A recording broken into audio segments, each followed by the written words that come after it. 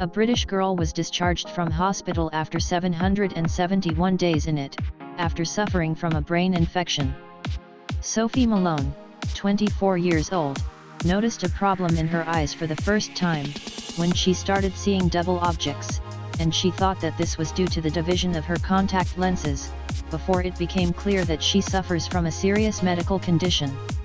After removing contact lenses from her eyes, she had vision problems, and within hours she began to have difficulty speaking, and was no longer able to keep food in her stomach. Then she suffered numbness in her face and the left side of her body. On January 25, 2018, Sophie was transferred to the Walton Medical Centre in Liverpool, where she was placed in a coma, and then spent about 26 months recovering in hospital. She had to learn to speak and swallow again as part of an intensive rehabilitation course, and after 771 days during which she celebrated twice her birthday in the hospital, Sophie finally went out on March 6 and returned to her home after more than 2 years, according to what 24/24 reported on the Mirror newspaper. After her recovery, Sophie said, "I cannot believe how easy it is to adapt to reality at home and live alone after 26 months in hospital, including a year in the intensive care unit. It all started to turn into a memory now, although I still need more requalification."